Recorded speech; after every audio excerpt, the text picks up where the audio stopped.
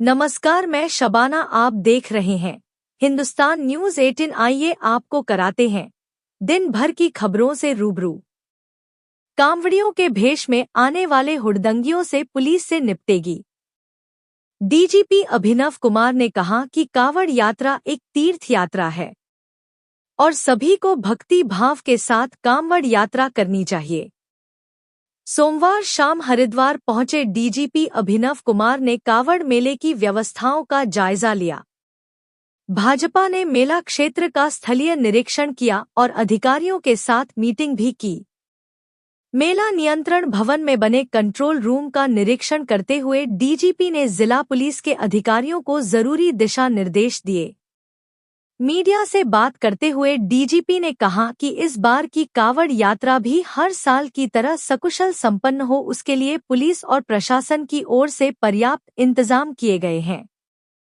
साथ ही उन्होंने हिदायत देते हुए कहा कि कुछ उपद्रवी तत्व जो कांवड़ियों की भीड़ में आकर उपद्रव करते हैं और शांति व्यवस्था को भंग करने का प्रयास करते हैं, उनसे पुलिस सख्ती से निपटेगी। उत्तर प्रदेश व उत्तराखंड की छोटी बड़ी खबर देखने के लिए हमारे हिंदुस्तान न्यूज 18 चैनल को लाइक करें, शेयर करें व सब्सक्राइब करें। ये कांवड़ मेला हर वर्ष जो है उत्तराखंड पुलिस के लिए न सिर्फ सबसे महत्वपूर्ण धार्मिक पर्व और अनुष्ठान है, बल्कि लॉ एंड ऑर्डर के लिहाज से, क्राउड कंट्रोल के लिहाज से ये हमारे लिए सबसे बड़ी चुनौती है। और हर साल हम देख रहे हैं, जब से राज्य बना है, हर साल इस के आकार में, इसके प्रकार में परिवर्तन होता आया है।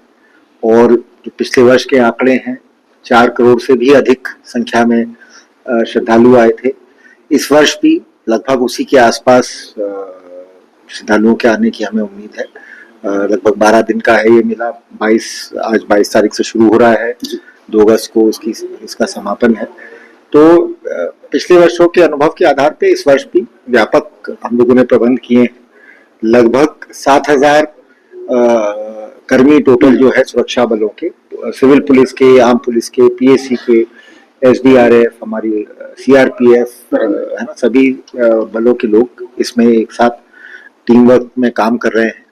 और इसके संबंध में 1 तारीख को मेरे द्वारा देहरादून में एक मीटिंग की गई थी। उसके बाद यूपी के चीफ सेक्रेटरी साहब और डीजीपी साहब के स्तर पे मेरठ में एक मीटिंग की गई थी। तो जो इंटर स्टेट कोऑर्डिनेशन है उसकी भी हमने तैयारी कर ली है। ट्रैफिक प्लान की तैयारी हो गई है और मुझे पूरा विश्वास है कि इस प्रकार जो इस वर्ष हमने प्रबंध किए हैं वो बिल्कुल कारगर सिद्ध होंगे। और हमारी कोशिश रहेगी कि यहाँ जो भी कांवड़ मेले के दौरान श्रद्धालु आते हैं, शिव भक्त आते हैं, एक तो वो अच्छे वातावरण में यहाँ अपना यात्रा सकुशल संपन्न करें, और यहाँ जो बाकी तीर्थयात्री आते हैं, जो पर्यटक हैं, और खासतौर से जो हमारे उत्तराखंड के जो स्थानीय नागरिक हैं, उनको भी इस मेले के दौरान कम से कम असुविधा हो। सर, पुलिस ये जितने भी धार्मिक पर्व और अनुष्ठान होते हैं, खासतौर से हरिद्वार में और चारधाम यात्रा, ये पुलिस की जो सामान्य ड्यूटी होती है लॉ एंड ऑर्डर में, उससे थोड़ा फर्क होते हैं, क्योंकि इसमें जो हमारे श्रद्धालु आ रहे हैं वो एक दूसरे भाव से आ रहे हैं।